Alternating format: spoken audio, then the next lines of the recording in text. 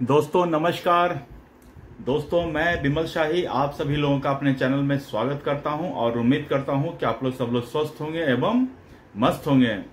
सभी राष्ट्रवादियों और सनातनियों से ये निवेदन रहेगा कि आप लोग मेरे चैनल को सब्सक्राइब कर लीजिए और वीडियो को लाइक एवं शेयर भी कीजिए। दोस्तों आज हम लोग बात करने वाले हैं तेजस्वी यादव के बारे में। जी हाँ दोस्तों, बात शुरू करने से पहले आप ये वीडियो देख लीजिए।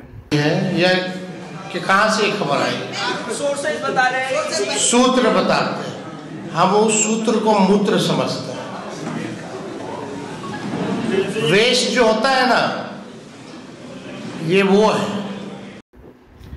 तो दोस्तों जैसा कि आपने इस वीडियो में देखा कि तेजस्वी यादव से पत्रकार कुछ चुनाव आयोग जो बिहार में एसआईआर कर रहे हैं उस पर उनसे कुछ प्रतिक्रिया मांगा।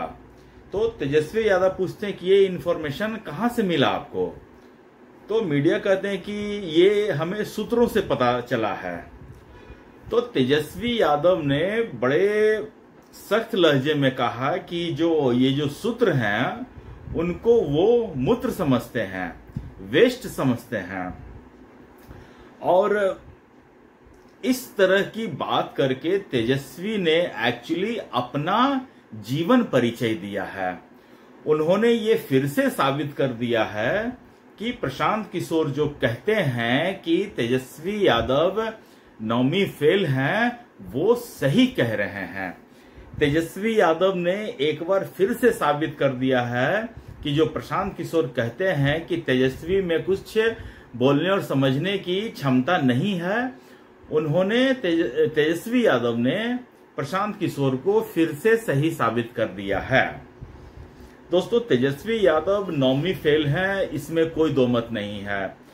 अगर नौवीं फेल भी हैं या नौवीं पास भी हैं, लेकिन अगर आप समझदार होते हैं तो आपको पब्लिक में किस तरह बोलना होता है ये चीजें पता होती हैं, तो आप काफी आगे तक जा सकते हैं। राजनीति में काफी आगे तक जा सकते हैं। भारतीय राजनीति में कितने ऐसे राजनेता हुए हैं जिनकी पढ़ाई बहुत ज्यादा नहीं थी, लेकिन उनको पब्लिक में किस तरह बोलना है, पब्लिक के सामने किस तरह अपीयर होना है, ये उन्हें काफी ढंग से पता था।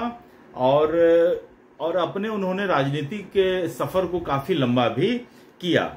लेकिन तेजस्वी यादव का जिस तरह से आज के समय में मीडिया के सामने जिस तरह बर्ताव हो रहा है और जिस तरह वो मीडिया के प्रति अपना रुख रख रहे हैं, ये बिल्कुल भी सही नहीं है। और तेजस्वी यादव सिर्फ एक राजनेता नहीं है, वो बिहार को रिप्रेजेंट भी करते हैं और अपनी इस मतलब कि कम बुद्धि का परिचय वो सारे पूरी दुनिया में, पूरे भारत में जो दे रहे हैं, उससे बिहार का भी नाम खराब हो रहा है। तेजस्वी यादव के पिता भी ऐसे ही थे। उन्होंने भी मीडिया का कभी सम्मान नहीं किया। मीडिया जबकि भारतीय जो लोकतंत्र है उसका एक प्रमुख स्तंभ है। और लालू यादव का आपने कितने वीडियो देखे होंगे जिसमें मीडिया चैनल को बोल रहे हैं कि मार देंगे मुक्का, आपने देखा होगा। और इस तरह का एक जोकर का जो है, उन्होंने पूरा एक अपना राजनीतिक जीवन जोकराई करते हुए उन्होंने बिता दिया। बिहार के लिए क्या किया क्या नहीं किया वो छोड़ दीजिए, वो जग जाहिर है। पूरी दुनिया आज बिहार को लालू के नाम पर ही थू थू करती है, किसी और के कारण नहीं। और आज उनका बेटा मीडिया के ऊपर इस तरह से गंदी भाषा का इस्तेमाल कर रहा है और अपना मतलब परवरिश को दिखा रहा है कि उसकी परवरिश एक्चुअली सही नहीं हुई है। तेजस्वी यादव हर रैली में इस तरह करते हैं। तो एक मीडिया वाला ने उससे पूछा कि आप हर रैली में इस तरह क्या करते हैं, तो कहते हैं कि हम, इसका मतलब है कि हम सबको उठा के बिक देंगे, फेंक देंगे। किसको तुम बिक दोगे? तुम्हारे पिता ने भी एक समय एक नारा दिया था, भूरा बाल साफ करो, याद है ना? तो मैं तेजस्वी यादव से पूछना चाहता हूं कि लालू प्रसाद यादव का आंकड़ा तुम सार्वजनिक करो कि कितने उन्होंने भूरा बाल साफ किए, कितने लोगों को साफ कर दिया। जो आज तुम ये कह रहे हैं कि सबको नचा के बिक देंगे, कहां बिक दोगे, किसको बिक दोगे? हाँ, इतनी हैसियत है तुम्हारी, इतना औकात है तुम्हारा? तो दोस्तों, अब तेजस्वी यादव के लिए अब कोई सम्मान सूचक वर्ड का इस्तेमाल करने के लिए अब रहा नहीं। तेजस्वी यादव एक नंबर का गधा है और उसने अपना परिचय दे दिया है। तो क्या बिहार अभी भी इस चीज को समझ नहीं पा रहा है कि तेजस्वी यादव इस लायक है भी कि नहीं है? एक मीडिया में उससे पूछा, कुछ दिन पहले किसी चैनल पर गया हुआ था, तो मीडिया में पूछा कि नीतीश कुमार के बाद मुख्यमंत्री कौन बनेगा? तो वो कह रहा है कि अहंकार से कह रहा है नीतीश कुमार के बाद हम बनेंगे। दोस्तों, इसी तरह का कुछ बात अभी कुछ समय ही पहले, ज्यादा समय भी नहीं बीता, अरविंद केजरीवाल दिल्ली के चुनाव के समय में मीडिया में लोग उससे पूछते थे चैनल में कि अभी तो आतिशी दिल्ली की मुख्यमंत्री हैं, तो चुनाव के बाद दिल्ली का मुख्यमंत्री कौन बनेगा? तो केजरीवाल भी इसी तरह अहंकार से कहता था चुनाव बाद हम बनेंगे मुख्यमंत्री। इतना भी उसमें शर्म नहीं था कि वो कह सके कि चुनाव जीतने दीजिए, हमारे विधायक बैठेंगे और विधायक दल का बैठक में जिसे चुना जाएगा वो मुख्यमंत्री बनेगा। प्रोसेस यही होता है। या तो फिर पहले डिक्लेयर करना पड़ता है कि हाँ हम सीएम कैंडिडेट हैं, लेकिन दिल्ली के चुनाव में भी किस तरह का कोई कैंडिडेट डिक्लेरेशन नहीं किया गया था। और इसी तरह आप तेजस्वी यादव को भी देख लीजिए, उनसे पूछा गया सीएम कौन बनेगा तो कहता हम बनेंगे। मतलब उसमें भी इतनी शर्म नहीं थी कि ये कह सकें कि पहले चुनाव होने दीजिए, अगर हमारी पार्टी को बहुमत आती है तो हमारी पार्टी के सारे विधायक बैठेंगे और जो विधायक दल का नेता चुना जाएगा वही मुख्यमंत्री बनेगा। ये प्रोसेस है। लेकिन तेजस्वी यादव जो जिस तरह से बैकग्राउंड से आते हैं, उसमें प्रोसेस को किसी ताखा पर रख दिया गया है। कोई प्रोसेस नहीं फॉलो करना है, ना खाता ना बही, जो लालू यादव कह दे वो सही। यही प्रक्रिया का पालन लालू प्रसाद यादव भी किए हैं और यही प्रक्रिया का पालन लालू पुत्र तेजस्वी भी कर रहा है।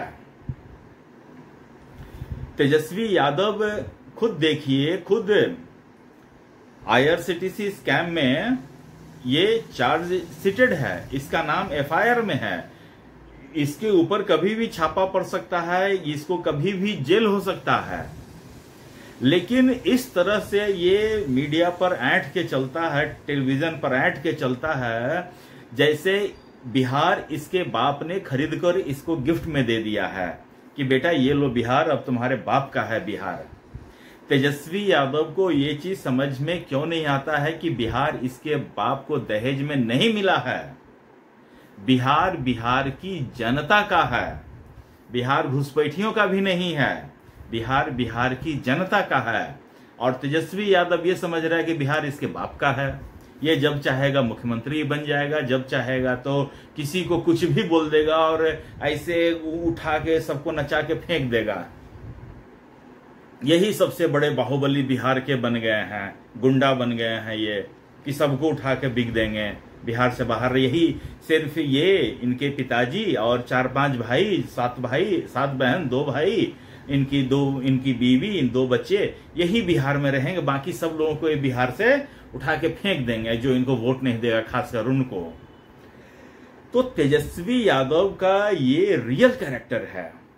जो तेजस्वी यादव आज सभा में कहते हैं ना कि हम नौकरी देंगे, तुम आज इसका देख रहे थे आरजेडी का, तुम हमें वोट दो, हम तुम्हें रोजगार देंगे। दोस्तों 2015 में भी इसके बाप ने, लालू यादव ने इस तरह के कुछ बातें कही थी कि हम रोजगार देंगे, और कुछ लोग इसके घर पर पहुंच गए थे। तो लालू यादव ने सबको कहा भागे यहां से, मारेंगे कि भाग जाओ यहां से, इस तरह करके भगाया था। और बिहार में आज ये कह रहे हैं पलायन रोकेंगे। पलायन इसके पिता की देन है, बेरोजगारी इसके पिता की देन है, और बाप मर गए अंधेरे में और बेटे का नाम है लाइट हाउस। ये स्थिति तेजस्वी यादव बिहार में बना के रख दिए हैं। ये अभी जनता से इतने फॉल्स प्रोमिसेस कर रहे हैं कि जैसे ये कितने जानकार हैं कि कितने हर डिपार्टमेंट में जितनी भी नौकरियां हैं सब तेजस्वी यादव लाके भर देंगे। इस तरह की बातें कर रहे हैं और मुझे तो नहीं लगता है कि बिहार की जनता इनके ऊपर थोड़ा सा भी भरोसा करने जा रही है। और जिस तरह से इन्होंने मीडिया के बारे में जो रिसेंट स्टेटमेंट दिया है उससे इन्होंने अपना काफी नुकसान करवा लिया है। अब जो है मुझे नहीं लगता है बीजेपी और जेडीयू इनका कुछ भी मतलब कि अब इनको ऊपर बढ़ने देंगे। तेजस्वी यादव ने बैठे बिठाए बीजेपी और जेडीयू को एक ऐसा मुद्दा दे दिया जिससे पूरा चुनाव अब पलट जाएगा। तो दोस्तों आज के लिए मुझे इतना ही अपडेट देना था। आप लोग अपना ख्याल रखिए, स्वस्थ रहिए, मस्त रहिए। तब तक ले नमस्कार, बाय।